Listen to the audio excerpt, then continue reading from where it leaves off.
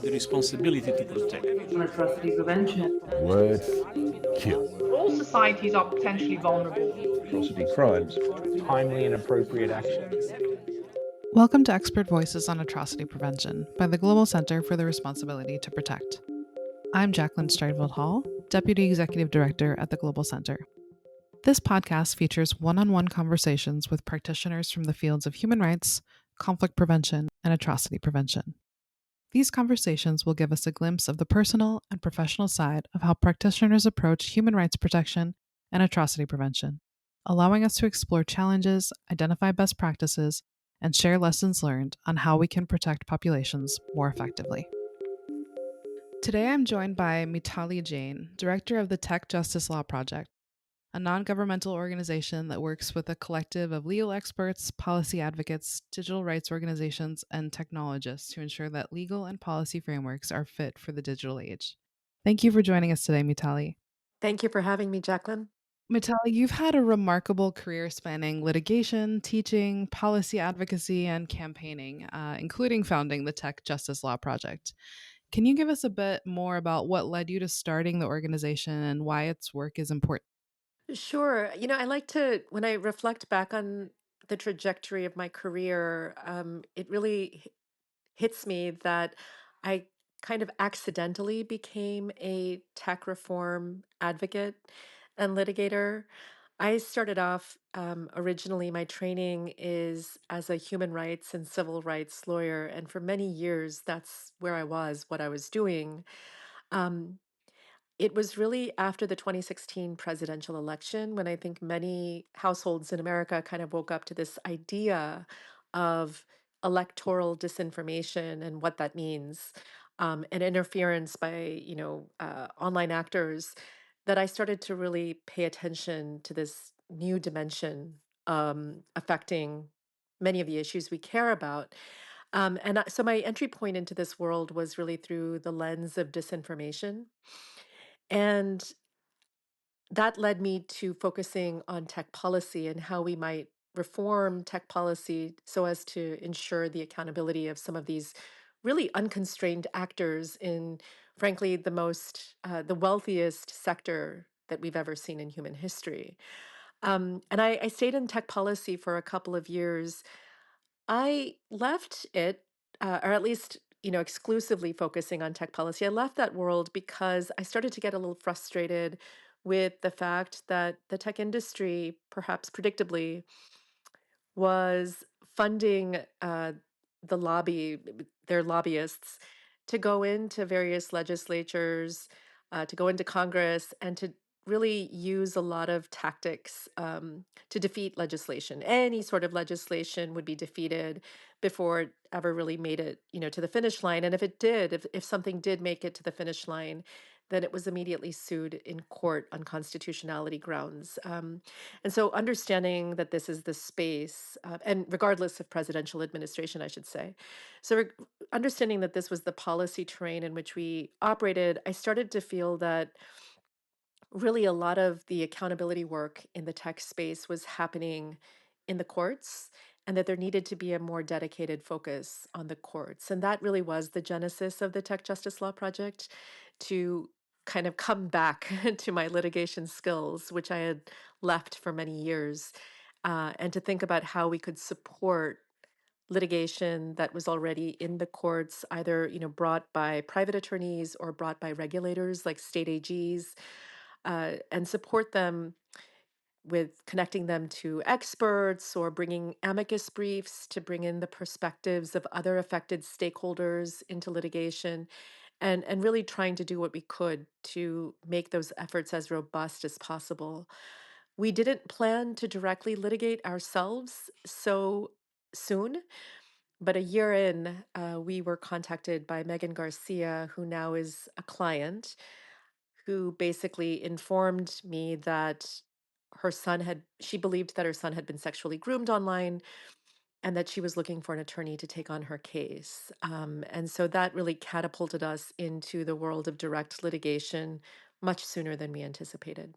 How did your time working with communities impacted by surveillance and racial profiling shape your perspective on the role of law and technology in protecting or even undermining human rights? Yeah, it's interesting because this was post 9/11 when I think things fundamentally changed in the US from a civil rights landscape. And um, I think that, I started to understand it certainly wasn't the first time, but again, we were seeing in our history the law being used as leverage to further weaponize against communities that really were the most vulnerable, brown and black communities across the country. And for me, it was very personal because I am of South Asian origin, and a lot of people in my communities, a lot of elders, a lot of people were being targeted. And so understanding that the law and the way that the law is situated, particularly vis-a-vis immigrants and people of immigrant background, was being used in that way was really distressing. It furthered my resolve, though, to kind of use my access to the legal profession to support their rights. I think what we've seen, in those days, it was really the government surveilling communities, who were being racially profiled.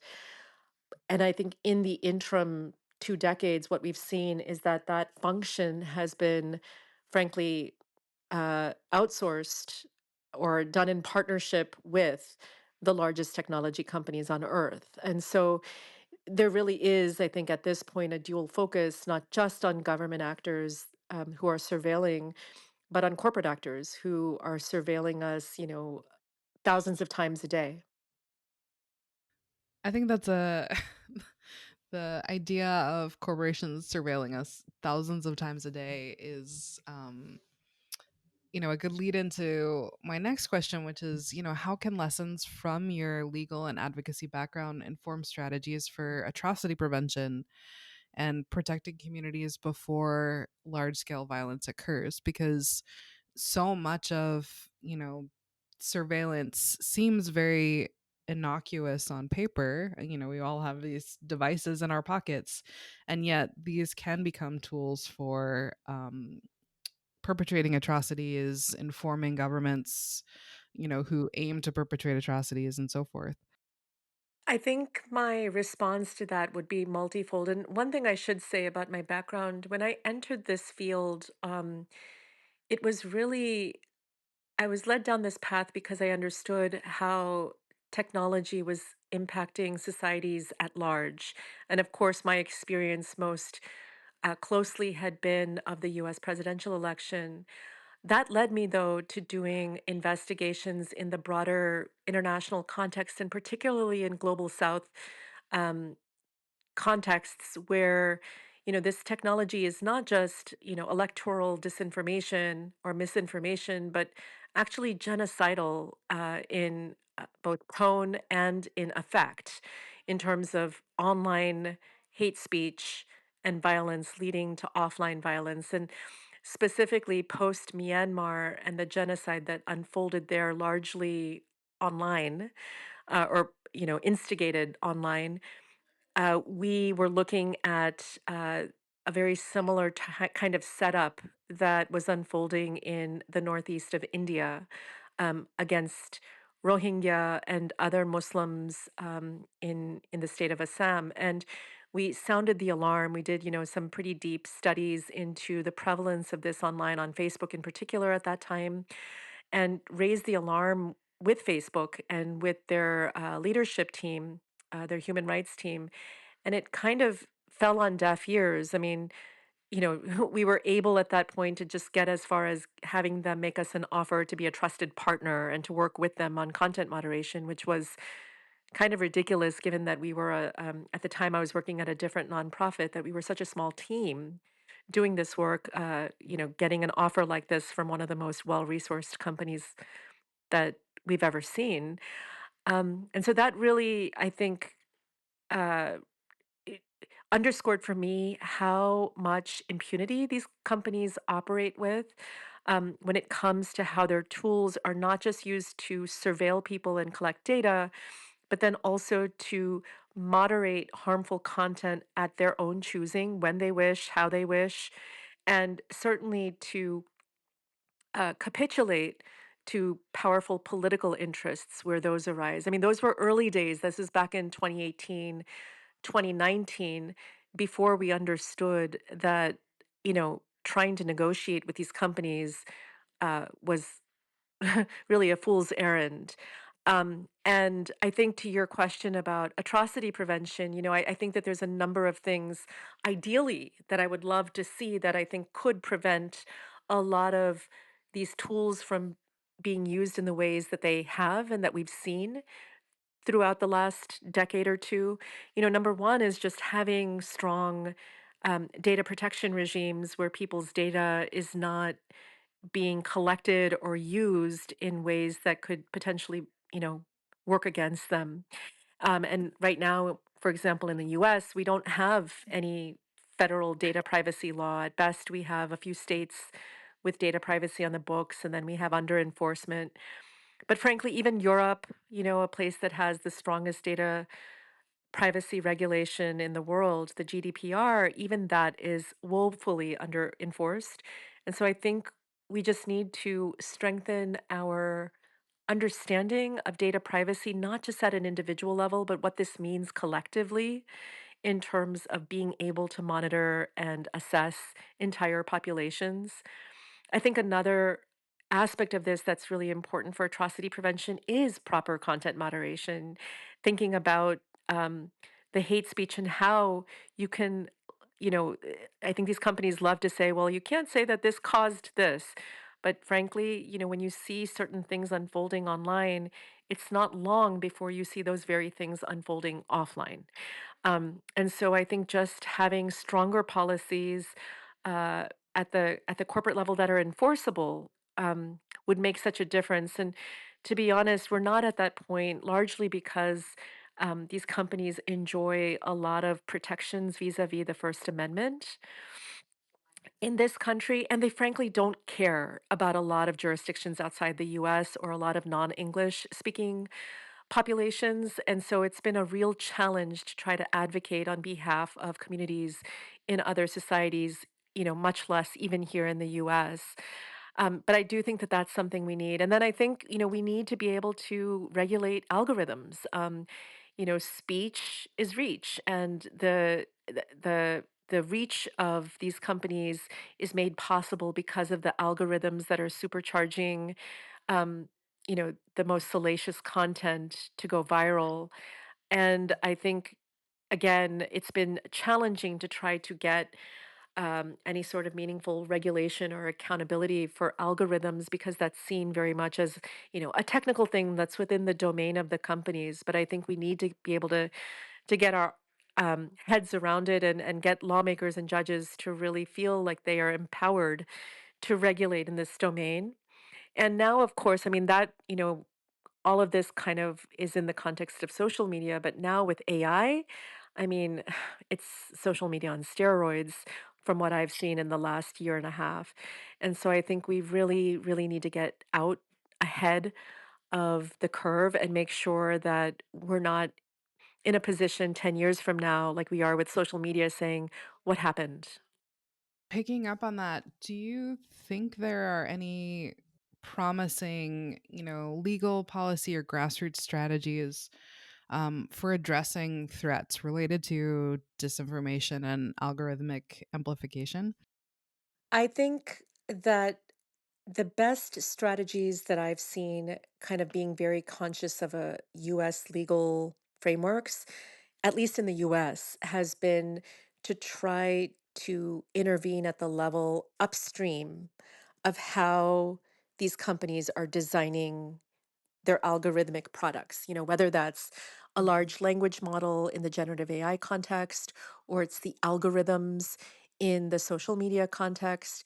And we have a Supreme Court that, for all its flaws politically, has made some comments that suggest that given the right facts and the right case, they might be willing to look at this issue of algorithms and algorithmically amplified content in a way that doesn't enjoy full First Amendment protection. That's at least the suggestion that was made in a case from a couple of years ago that received some support across the bench and across the political aisle.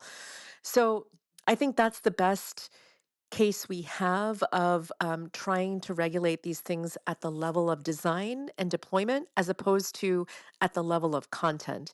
The other reason why I don't think that um, intervening at the level of content is very effective, much, putting aside the legal considerations, is that you're playing whack-a-mole.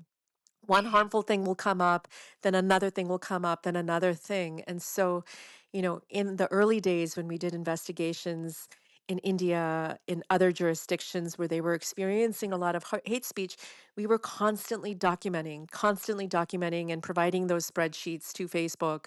And, again, maybe they would take a third of those down, but then they would leave the rest up. And so it was just constant, that we were playing that role. And it's just not sustainable and it's not the most effective use, I think, of advocates' time. Outside the US, I think that there's more latitude to focus on moderation.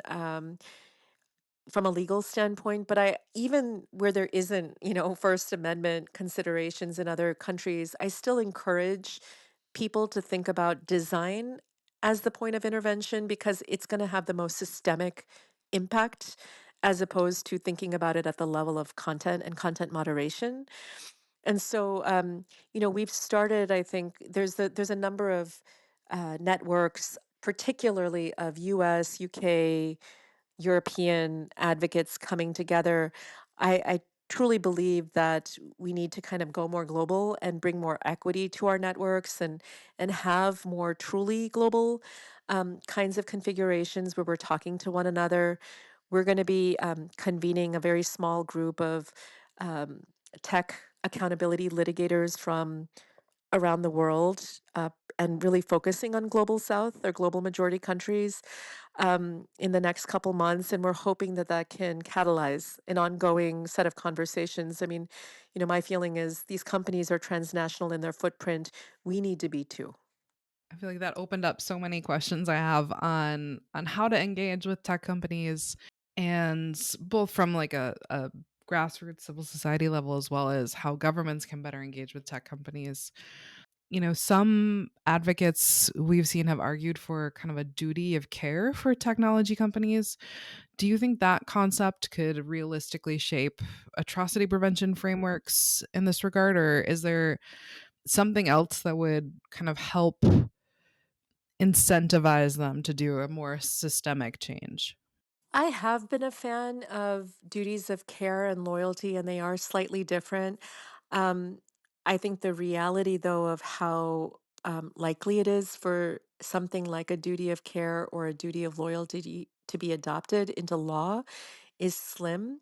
But I do think it's kind of the most spacious to not have to enumerate exactly what that duty is, but to kind of say that ultimately you have a duty to the people who are using your product.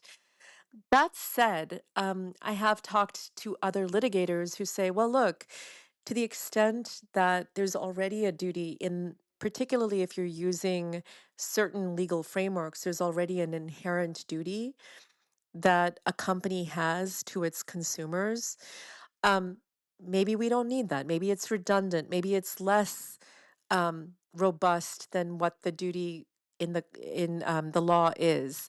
Um, and so I think there's different views about it, but I think ultimately we need to have something that allows us to hold companies to account as new harms arise in new contexts because we can't possibly think about all the ways in which um, they're going to breach that duty. But to have a duty, much like a patient, like a physician patient kind of duty or other duties that we've seen, in other aspects of society, I think would be really helpful to just for them to know that they can't act with impunity. The other thing that I know in my previous life that we focused a lot on is really thinking about a robust legal framework for corporate accountability, business and human rights frameworks. I've not been close to that world in a while, but I know that at the point at which the Myanmar genocide occurred, there was a lot of talk about like how a framework like that could have been useful and that basically Zuckerberg got away with just saying, I'm sorry, we should have done better. which is a super unsatisfactory answer and response. I mean, I know with Myanmar and Ethiopia, there have obviously been legal cases launched against, I guess, Facebook at the time in the Myanmar case and Meta, as it is now with the Ethiopia case, regarding how social media was used to target particular groups of people, particular individuals, and kind of help perpetuate the atrocities that happen there. But it doesn't seem to, I guess, the consequences of that accountability, if it does come to fruition through the cases, doesn't seem to be enough of a motivating factor for them to, really significantly change the way they operate, from what I've seen at least. Yeah, and this is my own a glimpse into my own love-hate relationship with the international human rights world that, I both think it's incredibly generative and, forward thinking in some regards, but it's also soft law. It's not enforceable. And I think ultimately, when you're dealing with companies of this size and stature and with this many resources, it's really hard to kind of leverage the might of the law against them if it's not hard law, if it's not enforceable. And I think with the Myanmar case, I know the attorneys who are representing the Gambia against Myanmar at the ICJ, the International Court of Justice. And then as part of that case, I believe, subpoenaed Facebook to produce their documents around genocidal hate speech um, posted by Myanmari generals. And my understanding is that they were able, through some interesting legal maneuvers, to get some of that information. I think it was both Facebook and Twitter, if I'm not mistaken, then Twitter, definitely not X. And they were able to get some of that information through an out of court settlement. But again, I think the ICJ case against against Myanmar is ongoing, and it's unclear what the timeline of that is going to be. And then, even when there is a ruling, how enforceable is it going to be? How are people going to use it? With the Ethiopia case, I mean, that it has been interesting to see how that has played out in Kenyan courts. And the one of the attorneys bringing that case is actually going to be part of this global convening that I mentioned. So I am hoping to learn more from her and to understand how they've brought that case and kind of what the current status of it is. I do think the Kenyan courts have been really interesting, not just on that case, but then also in receiving the cases of the outsourced content moderators who've brought a number of cases of like the harm they've experienced online in doing their job. Yeah, I think the content moderation side and secondary trauma, or even, just the trauma experienced in witnessing what's happening while you're moderating content, is such a fascinating new dimension of our work. I mean, it should have been central to atrocity prevention work for a long time, but I think it's often overlooked. And the fact that it's now playing out in courts is really fascinating to see. I agree. I agree. And I think it makes sense that the US is not leading on that front, given how weak our unions and our state of like workers really is. And I love to see, my secret, maybe this is my projection, but my secret hope, and to some extent, like I think empirically rooted belief, is that we're going to see some really interesting movement on accountability coming out of global majority countries, not necessarily Europe, not necessarily, the US or North America even, but really one of these other countries where there's just more appetite, perhaps, um, and some semblance of the rule of law to really take these matters up robustly. At least that's my hope. We can still hope. We can still hope. And, I have a background. I spent many years in South Africa in the South African legal system. And, I was always just so impressed with, I mean, there's a lot of flaws. No country is without them. And no legal system is without them, but I was just really impressed, not just with the visionary legal frameworks, including the Constitution that we don't have, but also the, the at least somewhat workable rule of law that exists and the quasi independence of regulators who are still able to do their job. And so, you know, part of what I really want to do is to encourage people to really start bringing cases in different jurisdictions so that not everybody is relying upon, Europe or the UK or the US to really, nail this. I think we need all of us. I have one more question on kind of online spaces, which is kind of rooted in your work, which is, you work with several youth led initiatives focused on building safer online space. What role do you see for young people in reimagining tech governance and linking it to atrocity prevention and human rights? I think they're central. To be very honest, I think this is the first generation of digital natives that we've had. And if we're not bringing directly impacted communities into the equation and giving them a seat at the table, then I'm not really sure what we're doing. I mean, you know, I often draw upon my own experience as a parent to inform some of what I do. And, I've just been really amazed by the youth that I work with. Their level of sophistication about solutions, well, harms because in many cases they're lived experiences for them, but also solutions. This is if I can generalize, these are folks who, they don't want to get rid of technology wholesale. They recognize that technology is here to stay. They recognize the value of technology that can help people flourish, but they also see the harms. And so I think that they just have a nuance from their own experiences that many others may not. And if I could just draw upon one experience, when Megan Garcia came to us, talking about the fact that her son had taken his life after extensive engagement with AI chatbot on the character AI platform, I remember hanging up the phone and kind of doing some research, like, what is character AI? Like, what is an AI chatbot? The last I'd remembered, it was kind of in the early days of those, like rule-based chatbots where it was like, like customer service, how can I help you? But like you don't get very far with chatbots. So I had no idea what she was talking about. And as I did the research, I started reaching out to some organizations, and probably predictably, it was the youth organization that I contacted who was like, "Oh, yeah, we're working on this. We've known about this because this is where our peers are at."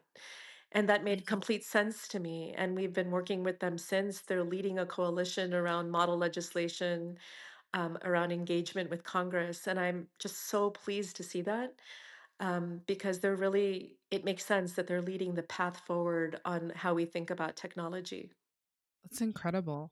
The sophistication of youth engagement with technology and online spaces is really something we can't take for granted. And I think you've kind of framed it right of how they're the first generation of tech nativists. And I think those of us who are kind of in that middle generation where we had tech, but it wasn't so central to our lives, still can't fully wrap our minds around the kinds of inputs that youth today have encountered their entire lives. Yeah, I mean, I've had to do, and I think my colleagues have had to do a fair amount of testing to try to understand what many of our youth colleagues already know from their own experience or from what they've heard. And so I feel that we're playing catch up. It doesn't make sense that we're the ones answering congressional questions about what to do. Whether it's youth or other organizations you've engaged with, how do you see civil society organizations kind of, I guess, the reverse of what we've been talking about, really leveraging tech to advance their work, whether it be documenting abuses, mobilizing communities, amplifying voices, or even other areas we don't think about on a daily basis? Again, I have not been particularly close to this, but I know that there's been incredible strides in the human rights documentation sphere using technology. to really be able to document human rights abuses. And that I think is very welcome because it's already a difficult task to engage in that documentation. And so I think that's incredible. Again, also remember that a lot of organizing and social movements have been catalyzed by technology. And so I definitely don't want to throw that out as what we've seen historically, with like the Arab Spring and so forth, as a real benefit of technology used well. And so I do think like organizing, documentation, um, to some extent connection, although I do think the tech bros overemphasize that in ways that are really unhealthy. But to some extent, I think connection is also true. I know you touched on this a little bit earlier. You gave me kind of a list of a few things that you think are key to atrocity prevention, including strong data protection and a few different ideas around content moderation and algorithms. But if you could give one piece of advice to policymakers who are designing the next generation of tech regulation with atrocity prevention in mind, what would it be?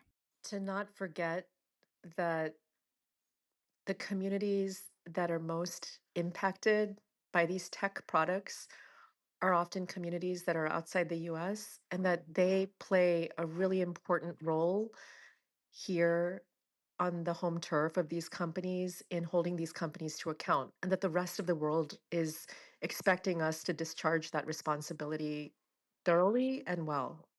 Do you have any final thoughts or takeaways that you'd like our audience to leave this conversation with? I feel that there was more of a focus on atrocity prevention vis-a-vis these companies in previous years, and I feel like we've lost that to some extent. And I would love to see that come back because it doesn't mean that just the fact that we haven't heard about it doesn't mean that the atrocities don't exist or that the technology is not being used to harm communities. I think that's still true, but it just hasn't really found its way into the media given everything else that's happening. And, one jurisdiction where I stay in very close touch with is India. And I work with a lot of Indian organizations, both in the diaspora as well as in India. And, I think the way in which we've seen the rise of autocratic power and the way in which technology is used as a matter of course, as part of their ascension to power and maintenance of power. I think we really need to wrestle with that more, and we shouldn't lose that focus. Thank you for joining us for this episode of Expert Voices on Atrocity Prevention. If you enjoyed this episode, we encourage you to subscribe to the podcast on Apple Podcasts, SoundCloud, or Spotify, and we'd be grateful if you left us a review. For more information on the Global Center's work on R2P, mass atrocity prevention, and populations at risk of mass atrocities, visit our website at www.globalr2p.org and connect with us on Facebook, Blue Sky, or LinkedIn at GCR2P.